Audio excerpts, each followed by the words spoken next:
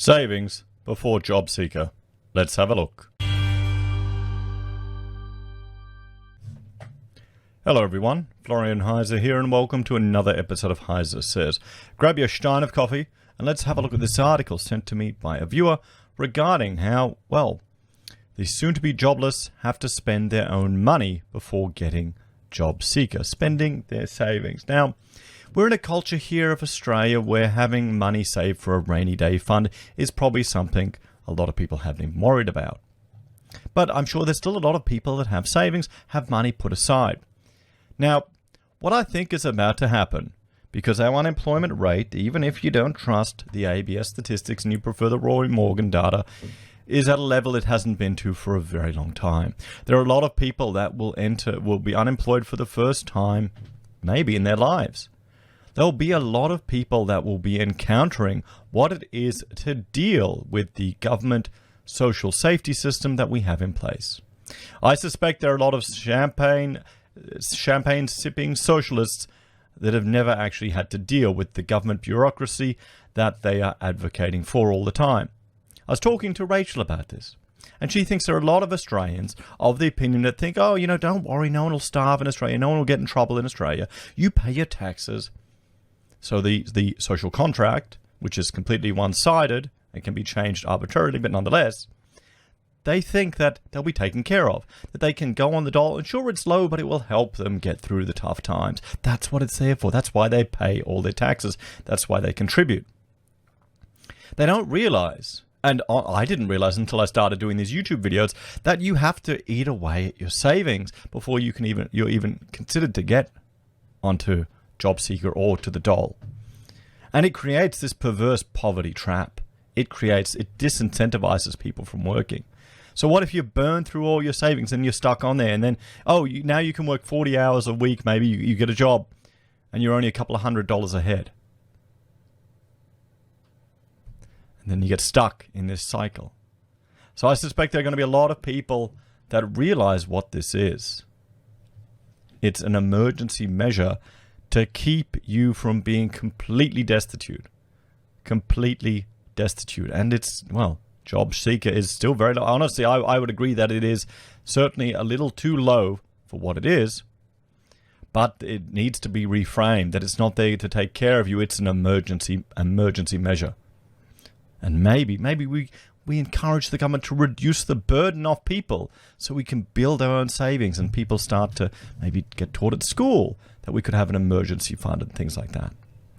But before we get any further into this article, I'm going to just jump over here and make a plug for my new channel, Heiser Says US, where I discuss the US news, kind of the companion to this channel, and this is where I'll be releasing videos every night, as opposed to my Heiser Says videos, which I make in the morning. Check that out. Please like and subscribe if that interests you, because certainly exciting times are happening in the US. So let's get back to this article. Many of the hundreds of thousands of Australians expected to lose their jobs before Christmas due to cuts to the JobKeeper subsidy could be forced to wait months for unemployment income support. Okay. People will soon be expected to draw down on their savings before accessing job seeker payments, and that's how it's always been. I think people are surprised how little savings you're actually able to have. And just think about it. All these taxes, all this infrastructure you've been paying for, it still doesn't help you until you're pretty much destitute. The Morrison government is reintroducing liquid asset waiting periods, which have been suspended for the past 6 months throughout the pandemic. So, and this is where people, they start to develop these really interesting ways to get around these type of asset waiting periods and all of these things. And I mean, just dealing with these organizations is a bureaucratic nightmare. And that should be, frankly, for me, that's enough of a disincentive to do whatever I can to avoid it. Sell scrap metal, take on projects, do whatever you can. Funds readily available to jobless people and their partners will be scrutinized again from Friday, including money still owed by their employers. JobKeeper wage subsidies introduced 6 months ago in the wake of widespread business closures due to strict coronavirus measures are being cut in 2 steps from September 28th, 4 days. Payments for full-time staff are being cut from $1,500 to $1,200 per fortnight, while people who usually work less than 20 hours a week before the pandemic will receive $750 every 2 weeks, down from the previous $1,500. Businesses receiving JobKeeper payments to keep staff on their books will also have to re-qualify for the scheme. Treasury has estimated hundreds of thousands of people may join the jobless ranks by year's end. Singles with as little as, and here it is, it's just quite shocking actually. If you've never had to deal with this, how it's a poverty trap, how if people have savings, they just got to, Singles with as little as $5,500 in cash will need to wait at least a week before applying for JobSeeker, while those with $11,500 or more will be forced to wait 13 weeks. So what, are you expected to burn through it, or what if you still have the $11,500? How does it work? I mean, here's another suggestion. If, that's social services and all this stuff, about 30% or 50% of the tax, but government spending, roughly.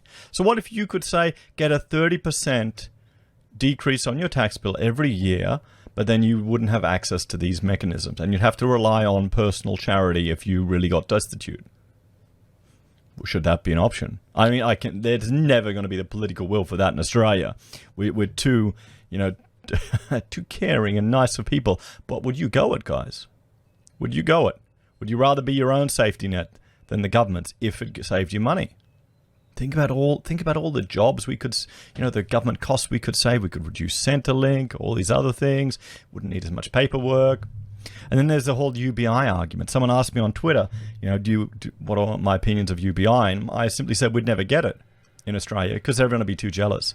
Because Gina Rinehart would get it. And there'd be uproar and articles. It would be a disaster. We can't do that type of stuff here in Australia. Tall Poppy wouldn't let us when the millionaires get it. When they're complaining about millionaires receiving JobKeeper, it's exactly the same as this, as people having to use their savings. Oh, a millionaire with, a property. In Sydney, our first home buyers are spending $1 million on property sometimes. It just seems insane. I don't know what is going on in this world, but still. The fund thresholds are double for people with partners or dependents. The reinstated waiting periods will not apply to people already receiving the dole. But with 400,000 more Australians expect... So, hang on, wait a minute. So could it possibly be that you'd be better off having been fired, not gotten JobKeeper because you don't have these waiting periods? They always get you in the end, don't they? They always find a way to get you in the end. But with 400,000 more Australians expected to lose their jobs before Christmas, Labor is concerned about people pushed into unemployment benefits for the first time. Opposition frontbencher Linda Burney is worried about people who have dipped into their superannuation early and those who are no longer eligible for JobKeeper wage subsidy. Wait a minute.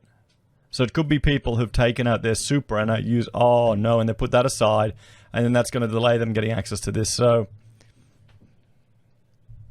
the government wants to force struggling Australians to eat through their savings before they can access income support, she told AAP on Wednesday. Well, people traditionally are meant to have a emergency reserve for these type of things. There used to be a time when depending on the state, depending on welfare, was seen as a negative, not just something everyone expects. Or maybe I'm just out of date. Let me know in the comments. Do you expect the government to be there to take care of you if you need them? Maybe my viewers don't trust them to do that, but is that the general consensus out there, guys? That, like Rachel said, people just expect it. They think it's part of the social contract, and they're getting a rude slap when they realize, how little savings they have. You have to go into destitution essentially, because $5,000 isn't much, guys, in savings. It ain't. So now is not the time to resume liquid assets waiting periods. Only 5% of welfare applicants served a liquid asset waiting period in their past financial year. Social Services Minister Annie Ruston said the vast majority of people applying for JobSeeker would not need to wait. That's even worse. That's even worse. Australians expect that where possible, people use their own financial resources to support themselves before they call on the taxpayer, she told AAP. Do they really, though? Do they really? Maybe, I don't know. That's what I would expect. That's what I would expect. But I had one mate when he finished med school, and he wasn't working till later in the year, so he went on the dole. He went in for the interview, and the guy was asking, what are your qualifications? He said, I'm a doctor. I've got this. And the guy would put down the paper and go, why are you here? And he just said, I want free money. Give me free money. And the guy said, you've got to... Anyway, apparently the guy said, again, you're another one. Because a lot of them would do that, would just go on the dole for like a week or a month or something for free money. And they said, you're going to have to apply for jobs. And he goes, I don't care. I can send resumes. Give me my free money. Give me my free money. So I thought that was quite funny. Little worrying now. But he got that free money, but the bastard, he's copying it now with the taxes he pays. Poor guy, he'd be confident in the taxes. So he got a little bit of free money, but now they're getting it all back from him. I'm sure that that doesn't make him very happy. You probably won't watch this video. So, there are provisions to waive the liquid asset waiting period when a person can demonstrate they are in severe financial hardship. Labor wants the government to extend the suspension on the waiting periods and withdraw a bill from Parliament that would double the lengths of time. So, what do you think, guys? Do you think people should be expected to use their own savings before they have access to this? Or do all the champagne socialists not realise what system has actually been set up?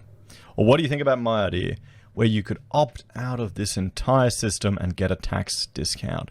I know it's a fantasy, but would you go for it? Anyway, guys, thanks for watching. Let me know your thoughts and opinions in the comments down below. Please like, share, and subscribe to the channel. If you're a fan and want to support the content I create, there are a few ways you can. You can simply join the channel here on YouTube or Patreon. You can use our affiliate links at Amazon, eBay, Independent Reserve, or KuCoin. You can buy merch from Heiser Says, use Gold Pass from the Perth Mint, or support us via PayPal. Take care, everyone. Have a great day, and I will see you all next time. Bye for now.